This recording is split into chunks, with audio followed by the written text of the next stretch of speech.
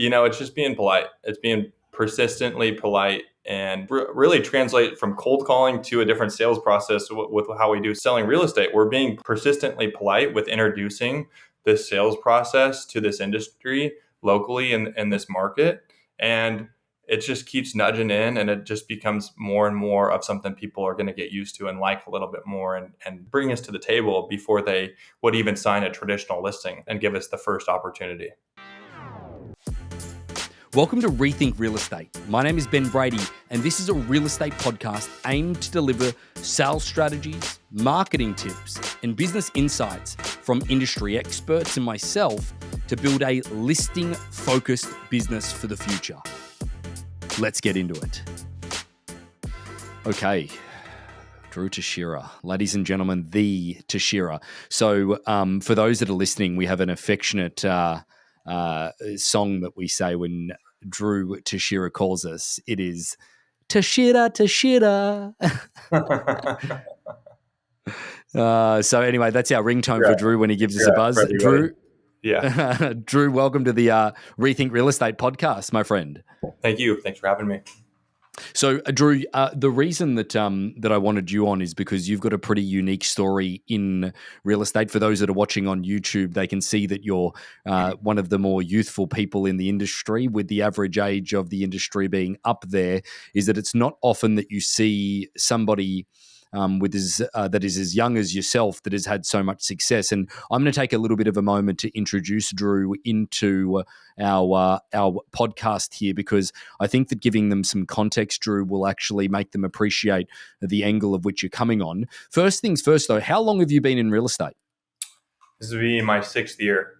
So now 6th year, how old are you, if you don't mind? 30. So I started when I was like 24, 25, right around there. So when it comes down to the area that you operate in, how many 24-year-olds were in real estate in Newport Beach when you started?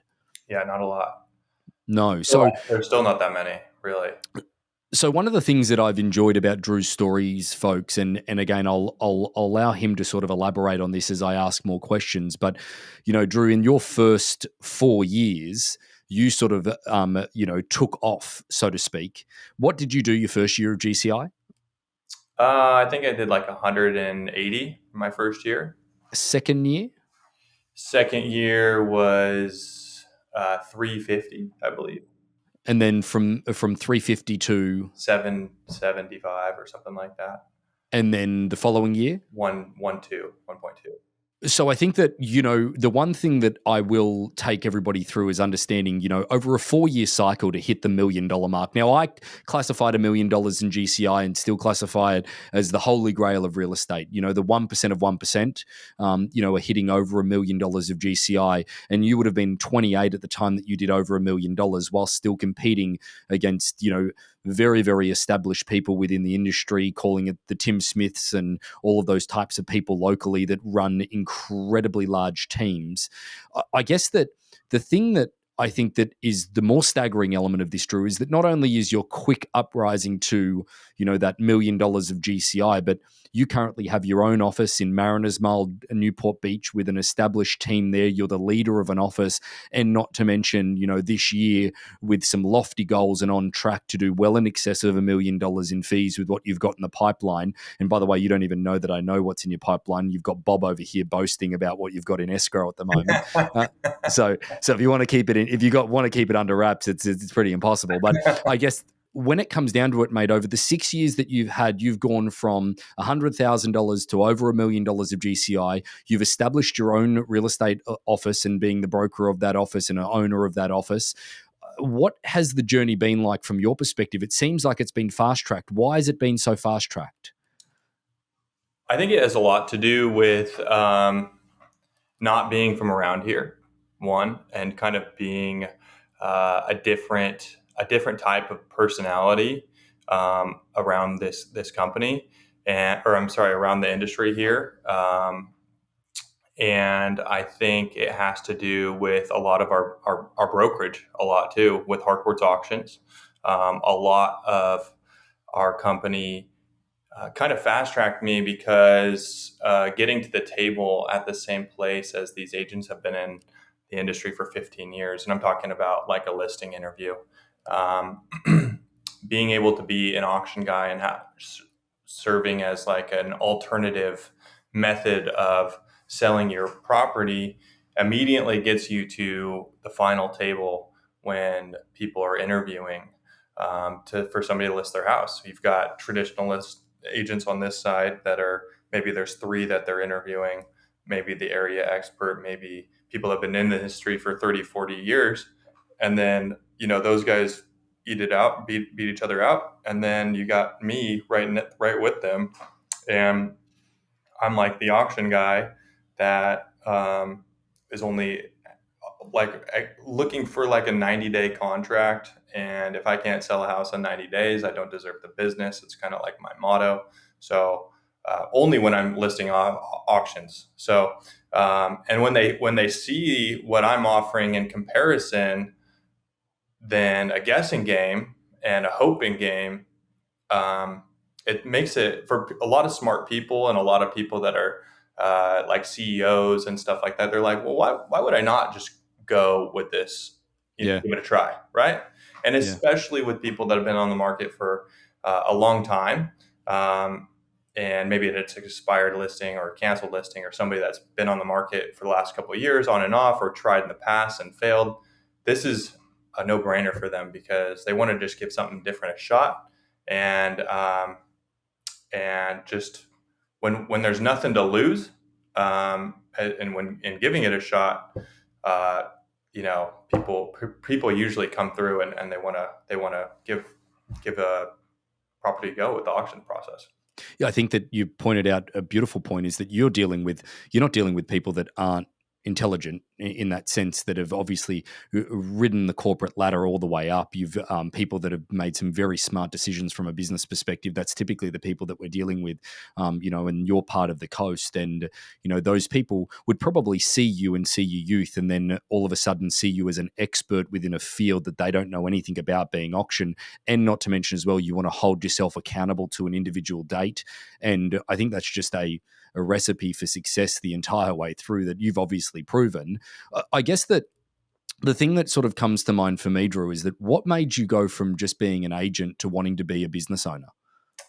I've always been somebody that likes to be the team lead, and I've always just wanted to follow my gut and kind of do what Drew wants to do. And it doesn't always agree with everybody else. And sometimes it's fast tracking things, and sometimes it's figuring out, in my eyes, a better way to do something, and other eyes, maybe somebody's, doesn't agree. And, I've always been somebody that likes to help people. Even in college, I'd come back to do guest speaker. When I was in the construction industry before this. I got a degree in construction engineering management, and I've always liked to come back and help people when I can and share knowledge. And that's the goal here, right? Is to get an office to being one of the best offices in Newport Beach, not only to work from a cultural standpoint, but be around a lot of top producing people.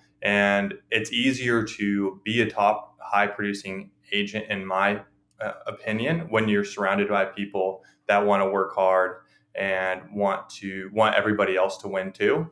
And when everybody can get rid of like this success is a finite thing, get rid of that, right? Yeah. Everybody can be successful. Yeah. You can be successful. I can be successful. We can have a bunch of agents in this office that also are doing $1 million in fees, and we wouldn't be stepping all over each other. There's plenty of business that's going on around here that that could yield to that much success.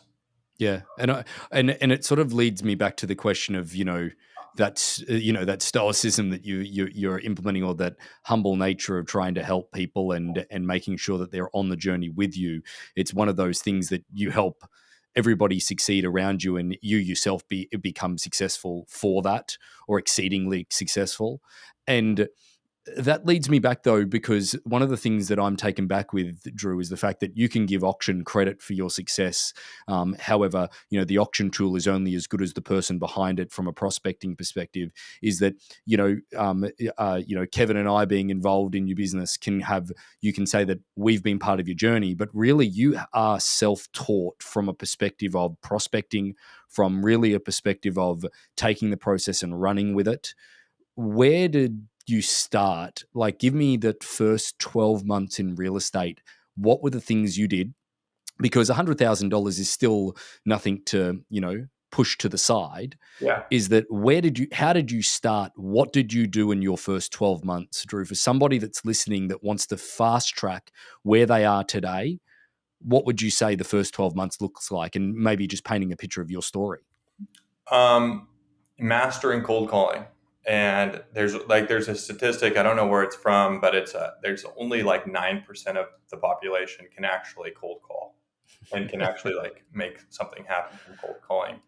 And it's just because nobody, in my opinion, tries to get past that line, right? They always stop and they don't get to the point where you can make small incremental changes to your scripts and actually start working on and refining the process of cold calling and refining the the sales process and getting your skills up. And a lot of people just end up never gaining any skills because they don't like to practice. And just like anything else, you don't like walk into karate the first day or martial arts and have a black belt. Like, you got to like earn your stripes and move up belt rankings and whatnot. And this would not take nearly as long as getting a black belt is. I'm asking for people to do 3 months of 200 plus calls a day and actually study your calls and like pay attention to what you're saying and when people are getting turned off in a call or when the call starts going south rather than kind of getting to an appointment, right? So did that genuine curiosity of getting better, Drew, did that make you did that give you the motivation in order to actually go back and reflect? Because what do you mean by reflecting? Would you record the calls or would you just reflect on an individual phone call? Like, how would you incrementally change each day? How would you checks and balances on what you were doing? Yeah, I think it has a lot to do with how much I was doing it because I never recorded any of my calls. I was just me practicing a lot and understanding where the call went wrong, And a lot of people door knock. I've door knocked quite a bit too. I just thought cold calling was a lot more efficient, and so. And I still cold call today. But now I'm just kind of focusing on like 50% cold calling, 50%, sphere of influence type of. Yes. Yeah, a little bit Yes. more going towards past clients. Yeah. Yeah. Well, you've got an established business now where you've managed to, hoard as much data as you can over a 6-year stretch that then you've earned the right. There's a little bit of entitlement in order to actually earn the right to actually then just keep in touch with the volume of business that you've done and those people, because that's one of the things that I think that we'll touch on a little bit later, but after we get to the cold element of things. Where do you think that most people go wrong in a cold call?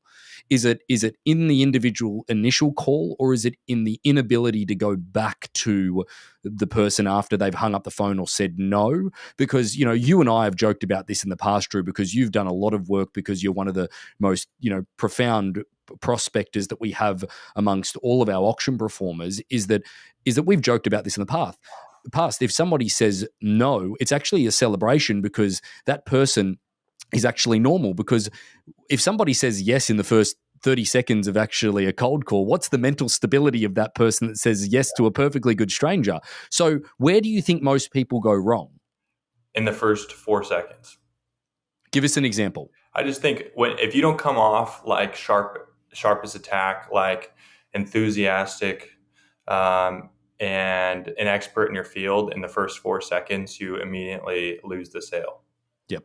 So for not giving away career secrets, but I know you've been pretty open with this in the past, is that what's the first 4 seconds for you? It's really just an introduction and not being monotone and just kind of telling people where you're at and where you're calling from. So people don't think you're calling from another part of the country.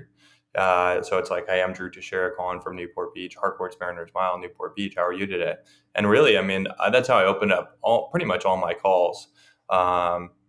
And it hasn't changed much, right? And Yeah. I know how to critique a conversation, or maybe I say something quickly, or maybe I just go right into a script, or go right into the property that I'm calling them regarding, or maybe if I have a buyer looking in their area, it's something completely different. So, Yep. but really, it's not being monotone. It's not being like another sales call, right? You want to be excited, you want to be enthusiastic, you want to create every call individual from each other, so that, like, even if that last call that you just hung up on went absolutely like terrible, the next call is a completely different person and a Yeah. completely different page. And like, I've gone from the worst call ever to setting an appointment on the next call, like just like that in 10 minutes, right? And then you go from like, man, that was really bad, like I want to even reflect on that one. And then you go on to the next call, and boom, you got an appointment set, you got like $1 million or $2 million listing appointment, and now you're excited. And that's when you got to, once you get in stride and get like doing really well with your cold calling, and you're connecting with people, the worst thing you can do is say, oh, I've done enough for today, right? And that's when you keep pushing and do another 50 to 100 calls, and try to connect with more and more people. Sorry to interrupt the podcast, but wanted to ask a quick favor. If you're seeing any value in what we're providing, we'd love it if you could like, follow, or subscribe, whether you're listening on a podcast or watching us on YouTube. One step further is that if you can think of anybody in your community that this episode could help, we'd love it if you could share it to them so we could cast our message further and broaden our audience. Thanks again. So I guess that a couple questions come out of that for me.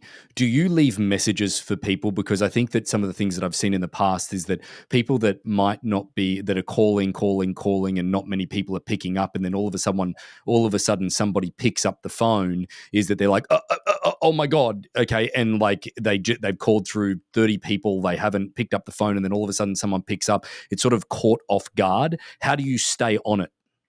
I don't ever leave voicemails. Okay. I don't ever. So how do you keep up that momentum? You're just ready to go. You're repeating your script in your head. Yeah, I don't know the answer to that. I guess it just comes with practice. Because, hey, when my story is not a lot like a lot of people around here, and I think a lot of the successful agents, and I'm not like shaming anybody, but I think a lot of successful agents come here that they're second generation or third generation Newport Beach, and this is a very tight knit community. I mean, everybody's got deep roots. They've got 5 real estate agents that they're friends with. And so to penetrate this market has been extremely difficult. I mean, it's been really hard because, you don't get second shot or third shot unless you really have something that you're bringing unique to the table, because they've got a line of people out the door that wants to represent them. And what are you going to do differently? One, and two, real estate here does, in a one situation, somebody could argue that it does sell itself. I mean, it's Newport Beach, right? Everybody's moving here, right? So, Yeah. But with Harcourt's auctions, what I love about that is that we're getting all these people that want to move here and putting them through a competitive bidding environment and shortening a sales process. If these people want to move and get the highest price in the shortest amount of time, this is an excellent way and strategy to do that, because they're not going to sit on the market they should get the highest price possible, but listing a house at that price sometimes seems outrageous. And some would argue that might take 6 months to get to that price through showings, right? And that's why a lot of these agents want those 6-month to a year-long contracts for $5 million houses, right? 5 to 10 to, Yeah, they just hold on to it and hope, but by default of timing, that they will ultimately get the sale. Right. So, having a start to bid price, everybody that's like looking at Newport Beach luxury real estate will come to this property first. They'll come tour the property. We'll get to meet them in person, create that fear of loss, create that competitive bidding environment, create a multiple offer situation very quickly, and then we start pushing the price up and ultimately sell the price for at or above what they were going to probably list it for. Yeah, yeah, that's a good point. I guess that one of the other points that you made with the cold calling element, but that I want to just touch on briefly, is that you mentioned that you're not necessarily going with the same thing in the first 4 seconds. You might be going straight into the, you've got a buyer. You might be going straight into, hey, are you the owner of this property? Do you think that that's the problem with a lot of agents that are looking to cold call? First of all, you're clearly polished when it comes to your value proposition and what you're offering in order to keep them engaged on the phone because you have something different, but also you're changing it up each individual time by the sounds of it, or whatever you're feeling at that point based on the reaction you get on the phone call. Is that sort of how you're doing it? Because most other agents would be like, oh no, I'm off script. I can't, where do I go now? Well, you're not going to talk the same to like a CEO, 40-year-old guy that's running a business and you catch him in the middle of the day. You're not going to talk the same to that guy as you're talking to a 65-year-old grandmother or a 70-year-old, 75-year-old grandmother that's been living in the property for 30 years. It's just way two different conversations. And when somebody picks up that phone call, you have to quickly be able to analyze what type of person is this?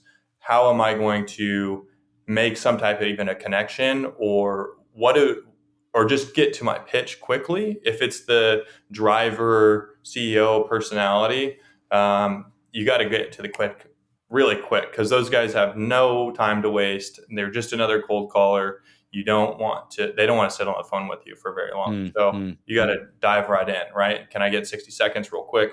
Blah, blah, blah. No problem. That type of route. And then with the 75-year-old, grandmother, it's a different conversation. They probably will chat your ear off for 45 minutes. And it's more about, do I sit on the phone for 45 minutes and is this going to be a complete waste of time, or is this going to, because a lot of those calls end up saying, I'm going out in a box. Yeah. Like, I'm going to die here. And I'm like, okay, that's, and I'm happy for them. I wouldn't want to move either if I'm happy and content. And I picture myself being, that age and I'm living on the beach. I'm like, I'm not moving either. Right. And at the same time, I want to talk to these people like my grandma's 94. Right. And so I talk to these people like they are my actual grandma. And if somebody was cold calling my grandma, I'd hope that they'd use the same type of generosity and just be as polite as I am on the phone with some people. So let's say you get a no from somebody. No, leave me alone. I don't have the time to do it. What do you do with that no, Drew? It just really depends the way that they say it. And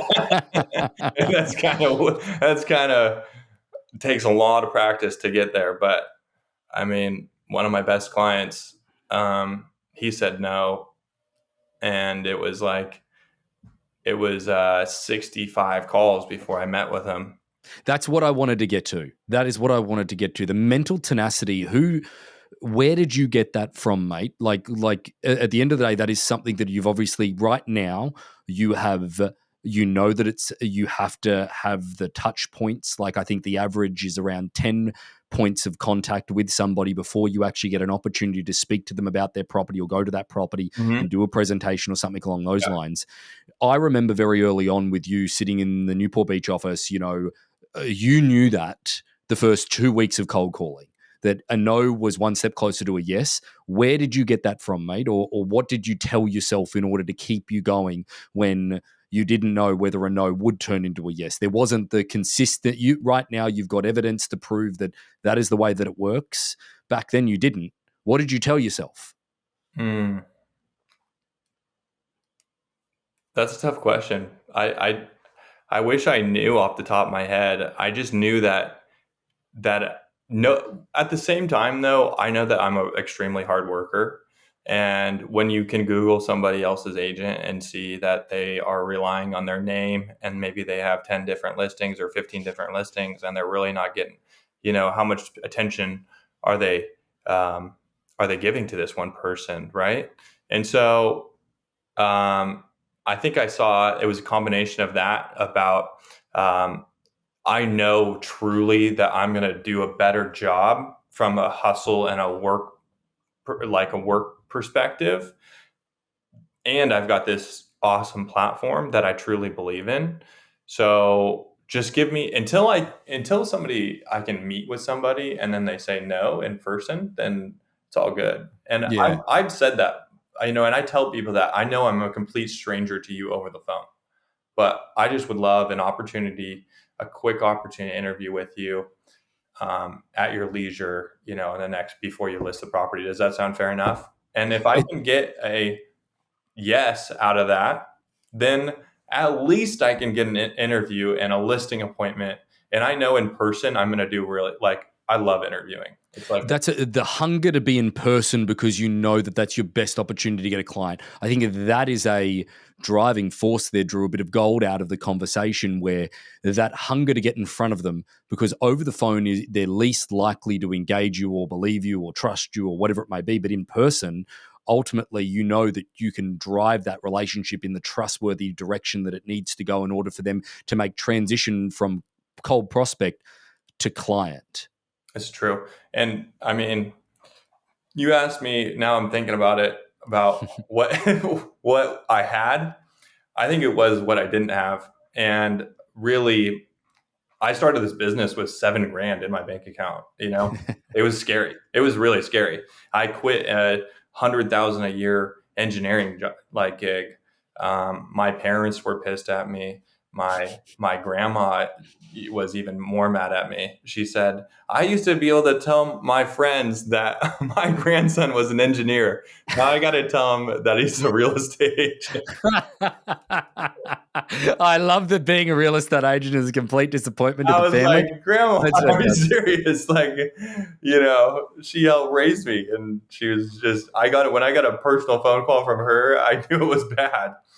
So I did never ask for a dollar from my parents to get going in this industry, and I was 25. I had some tests to going with my gut decision. I got a huge raise before I put in my 2 weeks. Like Wow. that was I didn't know that. I thought I knew your story pretty well, but you got a raise before you said no Yeah, or went into I real actually estate. built this job for a client at my old firm, and the client that we built this job for called me, and it was a 50. It was I was going to make like 140 was the offer, and I was 25 at the time, Wow. and he had me down at the facility I was going to be a facilities manager there, and it was right down the street next to your office down Aliso, and I was just like, wow, it was a gut check because it was like, I was getting tested if this was really what I wanted to do because I was going for a huge, like 50% increase in salary or to $0. It's like I have to make a sale. And so I had a lot to prove not only myself, but to my parents, to my colleagues who thought I was crazy. Like literally since high school, sophomore year of high school, I thought I wanted to be an engineer. And people switch majors in college and they do a bunch of different, you know, they change directions with their career choices a lot. And I didn't change once. I was, Yeah. yeah, I'm going to be an engineer. And then I got 2 years out of college and I absolutely just couldn't stand it. I mean, it was just not for me. And I love competitiveness. I love being around in a competitive environment. I think that has a lot to do with being successful is just not liking to lose. And, in my engineering, what I liked so much about it was I was doing engineering competitions in college, and we took second on a national level my senior year of college, and that was probably still one of the best feelings I've ever had. And um, but going from a competition and a competitive environment and doing these engineering competitions, we did two a year every year, and I did it for 4 years. And we went from like 18th place down to second place, and it was a great feeling.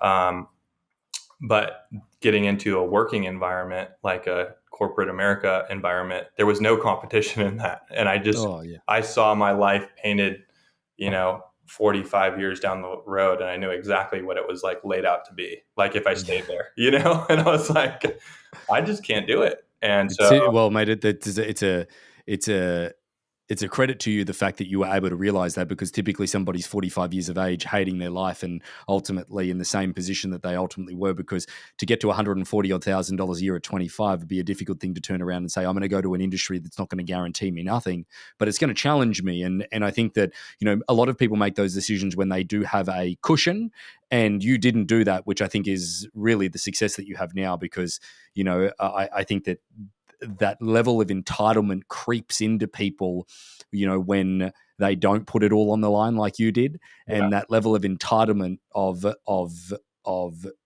getting to the next step, I think blocks a lot of people.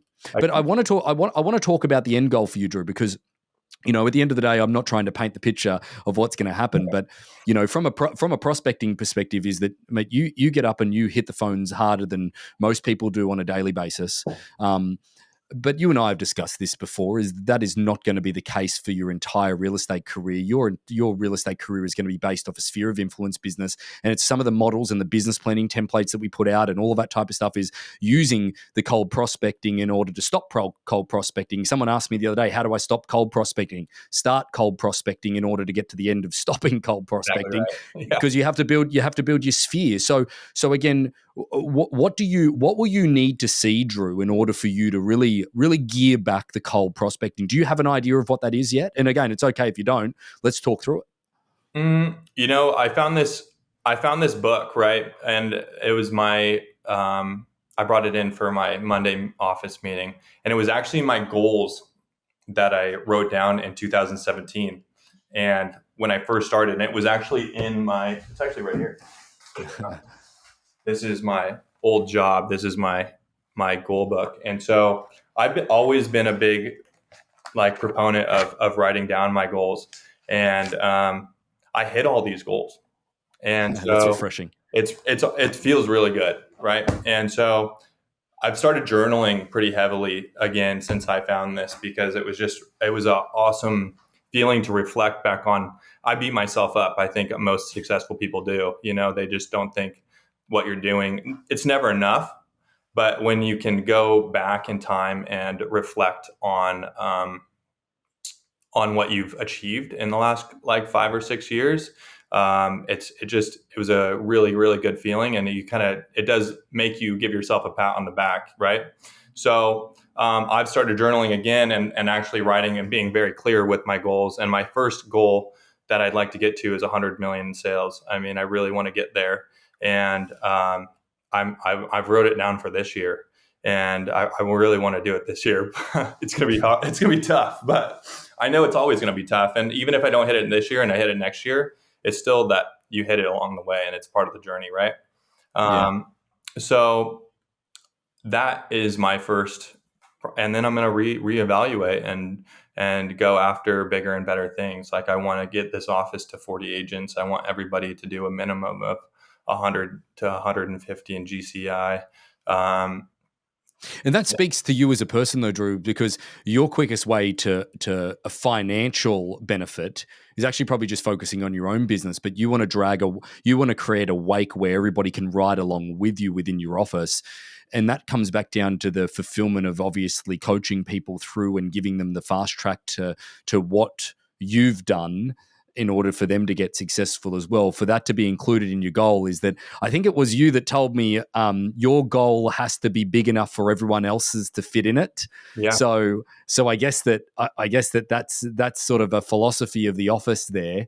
What's the biggest challenge for you having to serve both sides of it? You've got to get yourself to $100 million, but then you've also got to run the office. I think you gotta pump the brakes a little bit every once in a while, and I've kind of learned this the hard way. But you can't want something more than other people's want it for themselves. I mean, That's good. That's really good. that's the harsh reality.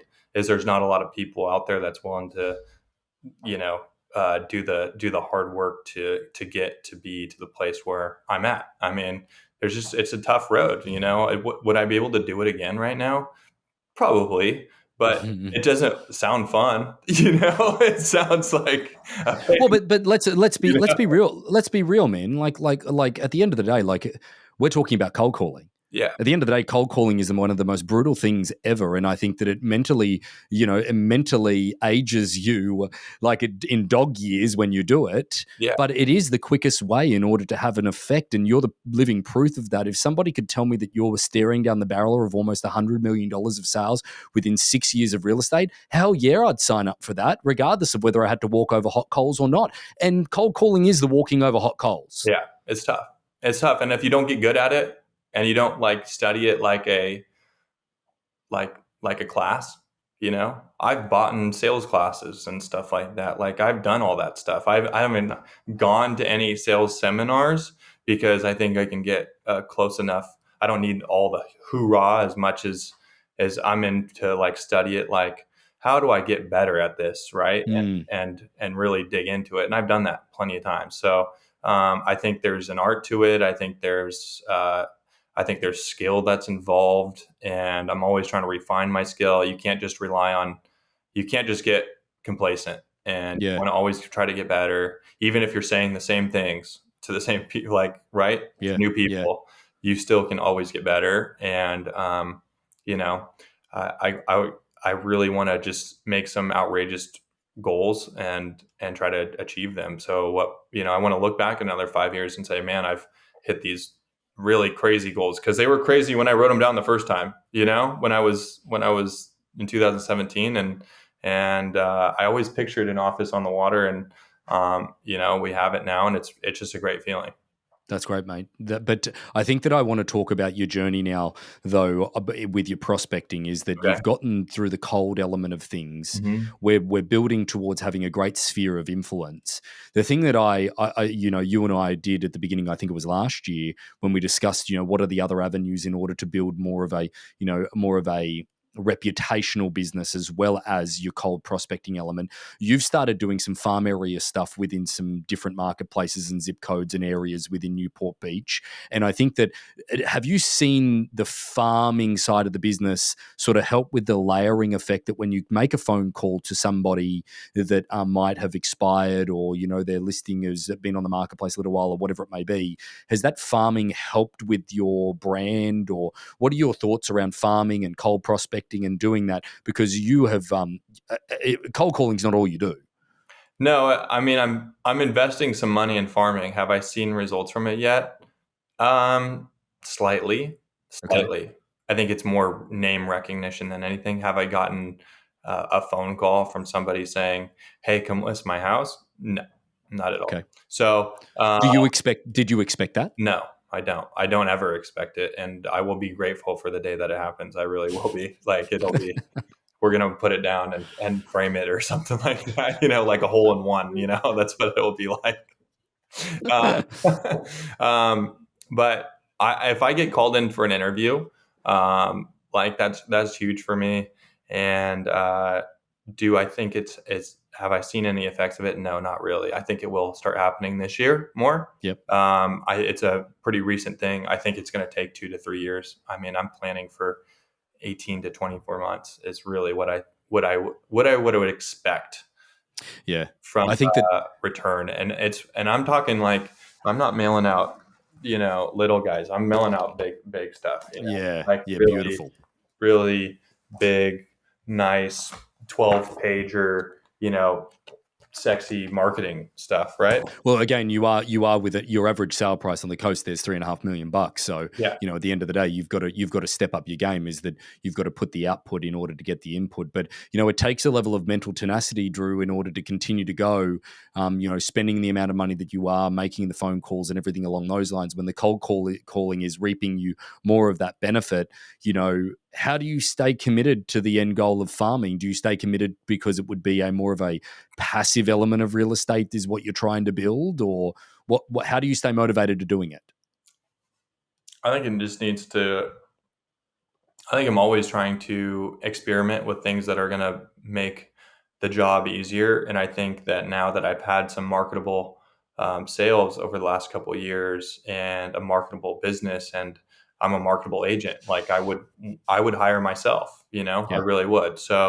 Um, so when you get to that level of I think confidence and that level of success or whatever you want to call it, um, I think that you want to start branding and you want to start pushing stuff out. And I think that I follow the best, right? I look at Bob Wolf, I look at some of the other top agents around here, and I see what they're doing. And if they don't think that I'm going to match what they're doing and push to try to take up market share, like, I'm a lot younger than they are, and I wouldn't want to be up against me, so I'm going to keep pushing, and I think farming has a lot to do with it. You want the name recognition, but it's like the postcard comes in the mail, and then the follow up cold call comes after Mm. it, right? Yeah, the layering effect of that is priceless. Right.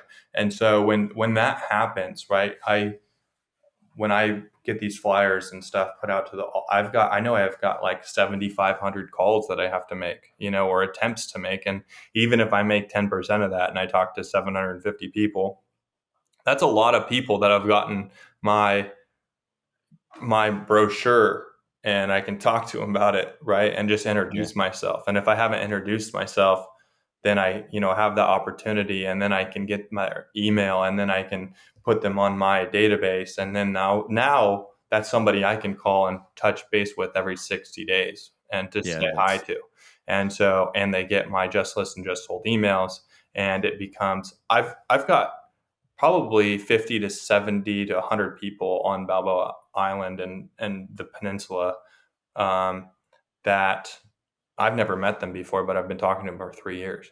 Yeah, that's wonderful. That level of engagement with those people will allow you to build a relationship where, some of the best realtors in our game, Drew, are people that are the worst listing presenters ever because they don't need to have a really good listing presentation because most of the time when they built the relationships that you're doing over that time and trying to build more and more and more, is that they walk in and say, well, Drew, can you just come and list my home? It's not a competition. It's based on the relationship that's built. I've got a quick question that I want to round out things with, mate, because you being young, one of the things that that sort of at 25 getting into the business, or 30, 24 rather, getting into the business, a lot of people are impressionable and are worried about the opinions of those you mentioned before, so-called successful or big-time agents within Newport Beach and, the areas of Corona Del Mar and, out a little bit more inland as well, like out in Yorba Linda, you've got some pretty big hitters as well.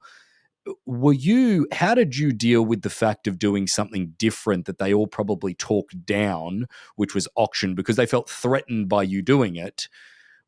How did you deal with that from somebody that, that if they're young in the game, they're typically pretty impressionable? Well, one, I don't look like a kid, right? Any day I show up to work, right? And I think it starts in the morning when you put on a suit and you show up ready to go to work, right?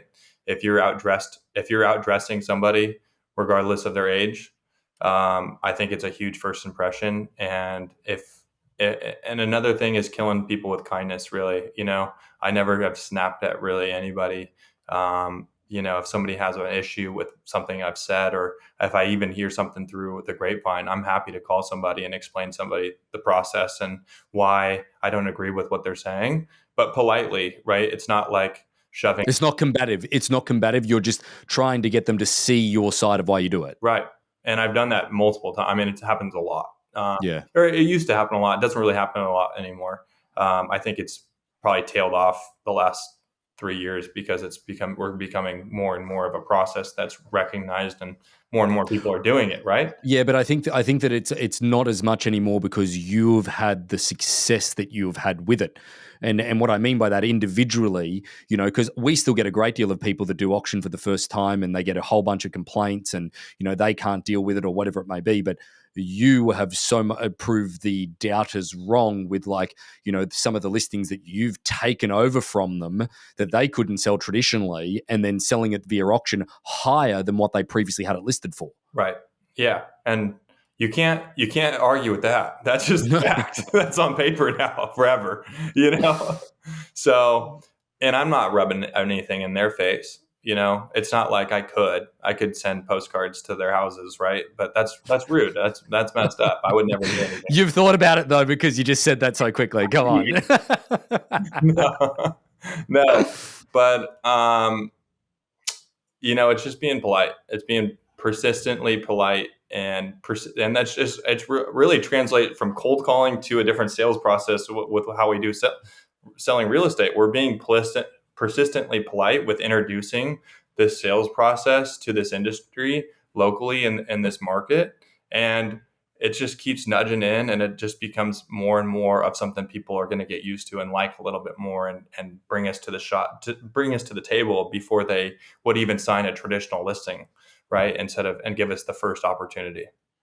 Well, I can't think of any other way to end the podcast better than that. So mate, we appreciate all of your support and also your time that you've given us today. I think that you talk about things and you're proof of the fact that the one reason that people want to get out of cold calling is so that they can have things easier and that they can have things coming towards them. But you are dedicated to the journey of going through this in a cold fashion, which should inspire those that listen, watch, whatever it may be to this episode of our Rethink Real Estate, that this is all about the journey.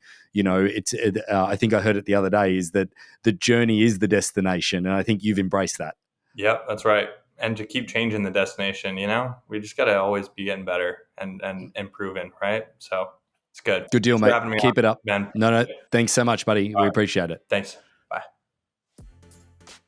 So about 75% of our audience hasn't liked, followed, or subscribed to our podcast. It would mean the world to us, and it would help this podcast more than you know to expand our reach if you were to like, follow, or subscribe on any of the platforms that you're watching or listening on. Thanks again.